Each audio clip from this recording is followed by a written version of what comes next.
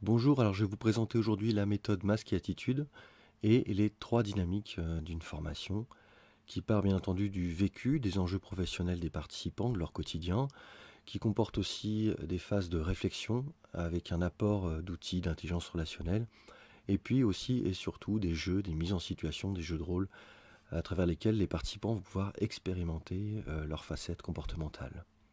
Le cœur même des formations masque et attitude, c'est la commedia dell'arte, puisque c'est une méthode qui a été conçue par Stefano Scribani à la jonction entre les sciences comportementales et la commedia dell'arte. On va donc faire des improvisations avec les masques sur de petits canevas, mais rassurez-vous, aucun talent d'acteur n'est exigé. Et toutes ces mises en situation vont permettre de s'approprier à travers le jeu un savoir beaucoup plus pratique que théorique. Toute formation masque attitude suit trois objectifs. Le premier étant de se mettre en phase avec ses interlocuteurs. Alors qu'on soit en réunion, comme ici, ou en vis-à-vis, on peut se poser la question de savoir si on est réellement écouté et compris. Ici, dans cet exemple, ça ne semble pas être le cas, vu que la première personne pense « c'est sûrement intéressant, mais je ne comprends rien ». La deuxième, ça ne me concerne pas vraiment. La troisième, moi aussi j'ai des choses à dire. La quatrième, comme d'habitude, ce qu'elle dira ne servira à rien. Et la dernière, demain, je pars en vacances. Donc c'est un petit peu ça les bases qu'on va voir dans cette formation. C'est avant tout de se mettre à la place de l'autre, à la place de son mode de fonctionnement. Comme vous le savez, dans toute conversation, on adopte une attitude et donc on va communiquer à travers le prisme, à travers les masques de nos différentes attitudes. Quatre dynamiques font adopter cette attitude, souvent de façon inconsciente. Le stress, bien entendu, qui peut vous mettre en position refuge ou en position des fois d'agressivité. Les enjeux de l'entretien, souvent je cherche à me montrer sous mon meilleur jour, ou en tout cas dans l'attitude correspondante à celle qu'on attend de moi. Le degré d'empathie va jouer aussi fortement dans le masque que je vais adopter.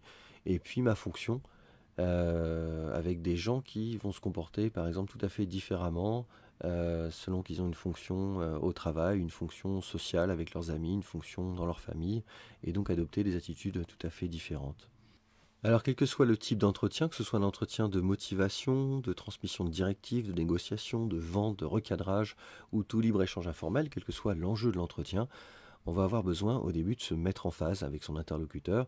Se mettre en phase, il ne s'agit pas d'être d'accord avec lui, mais de considérer son point de vue, de bien s'entendre avant de pouvoir s'écouter. Donc de comprendre son masque, de comprendre son attitude, son positionnement. C'est la même chose en entretien collectif. Simplement, ce sera un tout petit peu plus complexe puisque j'ai besoin de me focaliser régulièrement sur mes idées, être clair sur mon message.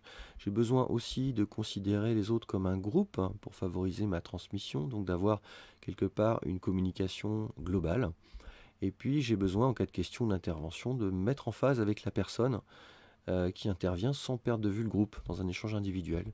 Et puis enfin, j'ai besoin de fédérer, en cas de débat, les gens dans un échange collectif.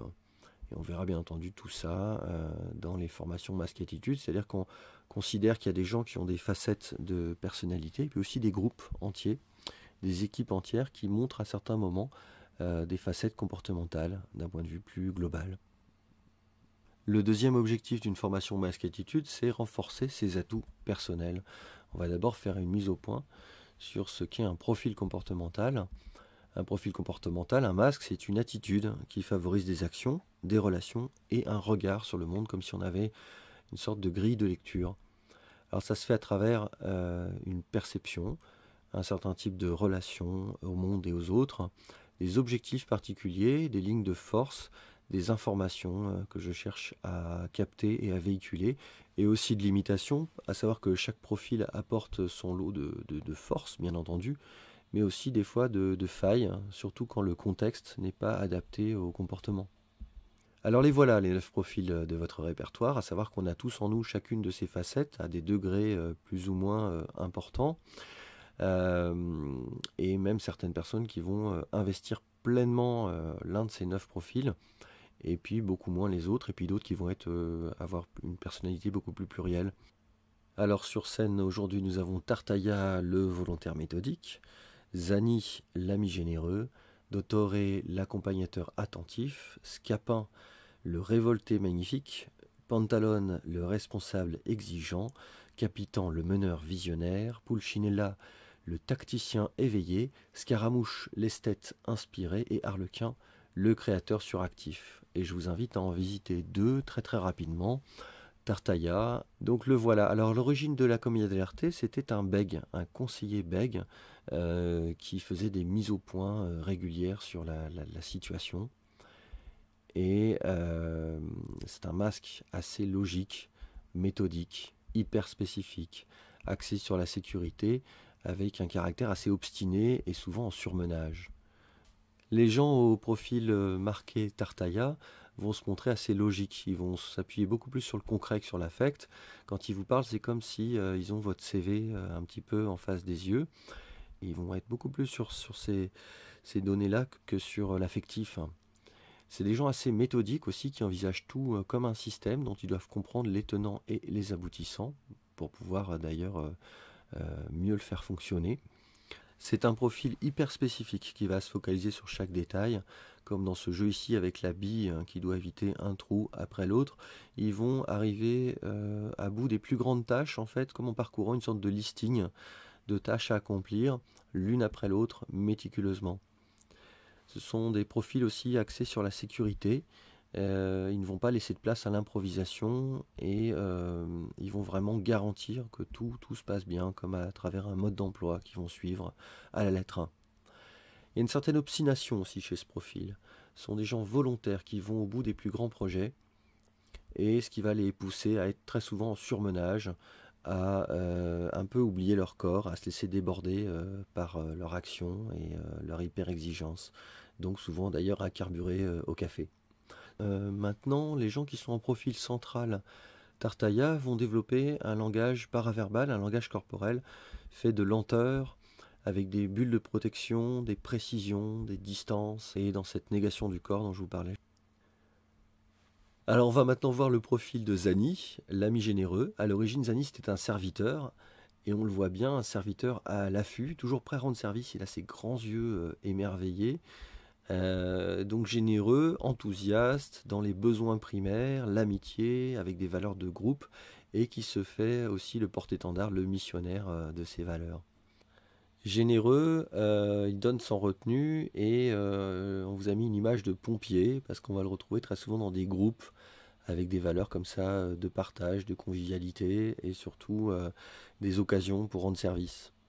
Enthousiaste, il est positif et optimiste, capable de chanter sous la pluie, de sortir une histoire drôle, même dans des situations catastrophiques. Il est orienté vers les besoins primaires, il aime aimer, manger, donner, partager, ce qui lui permet de rendre les choses relativement simples. Voilà, le pique-nique, le barbecue sont des valeurs Zani. Et puis il se tourne volontiers vers l'amitié. De prime abord, il accorde toujours sa confiance à une relation. Il y a un côté presque naïf, presque ange gardien aux Zani. Alors attention, il y a des Zani intellectuels, bien entendu, mais de prime abord, la relation qu'il met en place, c'est une relation d'amitié, de convivialité, de simplicité. Il adopte aussi volontiers les valeurs d'un clan, qu'il soit professionnel, familial ou associatif. Une personne au profil central Zani va par exemple garder son badge d'entreprise, de séminaire à table, et va volontiers se réclamer des valeurs de la société. Et puis, il va se faire aussi le garant de ces valeurs et chercher l'adhésion des autres aux valeurs de son groupe, quel qu'il soit. Du point de vue de la gestuelle, quand on se met dans sa facette Zani, on ressent un corps plutôt qui est en dispersion, dans une sorte de déséquilibre du balancier vers l'autre, avec des exagérations, une sphère qui va être assez proche de l'autre, et aussi, là encore, une sollicitation de son corps à l'excès, notamment pour agir, pour rendre service. Donc voilà un petit aperçu de deux des profils. Bien entendu, c'est normalement un petit peu plus complexe que ça. Donc lors d'une formation, on verra quel est votre profil préférentiel. Le profil préférentiel, c'est l'attitude qu'on adopte le plus souvent, celle dont on a l'habitude, et quelquefois on croit qu'elle constitue notre unique personnalité, alors qu'en fait on va user tout un répertoire personnel. On a en nous toute la distribution des masques. Ce choix de notre profil préférentiel, il est en adéquation avec votre vie en général et avec les quatre dynamiques de stress, d'enjeu, d'empathie et de fonction que vous retrouvez le plus régulièrement dans votre vie. Et parfois, il va se manifester un peu comme dans un one-man show, même si ces cas dynamiques ne le favorisent pas, donc ça, bien sûr, ça peut poser quelques problèmes. Notre troisième objectif, ça va donc être d'ouvrir son répertoire comportemental, de pouvoir montrer une pluralité de comportements en fonction des situations. Alors, comment s'organise votre répertoire? Bien entendu, vous avez le profil préférentiel dont on vient de parler, qu'on appelle masque central. Vous avez aussi des profils peu développés, et puis vous avez un profil idéalisé, qui est celui qu'on appelle le masque inaccessible, qui est celui que vous n'osez pas investir, et très souvent d'ailleurs votre meilleur ami, ou dans un couple, votre conjoint, conjointe, incarne ce profil idéalisé comme si vous viviez par procuration cet aspect-là. Et puis vous avez votre profil refoulé qui incarne le comportement que vous ne supportez pas, notamment chez les autres, que vous ne voudriez adopter pour rien au monde. On l'appelle aussi le contre-masque. Alors la formation a lieu dans une démarche consciente, réfléchie, mais aussi instinctive. En investissant un profil, je peux agir sur mes états d'être, c'est-à-dire je peux agir sur mes ressentis, sur mes pensées, ma façon de concevoir et de voir les choses, mais j'agis aussi sur mes attitudes corporelles, et bien entendu en me plaçant dans l'état corporel, dans les gestes, dans les attitudes d'un Tartaglia, d'un Zani ou de tout autre masque, je vais investir aussi l'état d'être correspondant. Et donc en ayant vécu de l'intérieur dans le stage ces différentes facettes de ma personnalité, je vais pouvoir facilement, comme des points de repère personnels qui seront mis en place, les retrouver par la suite dans ma vie courante, à condition bien entendu de pouvoir saisir l'opportunité d'un changement, de vouloir déjouer les pièges relationnels et de savoir improviser en toutes circonstances, c'est-à-dire vouloir faire preuve par la suite d'une certaine mobilité relationnelle.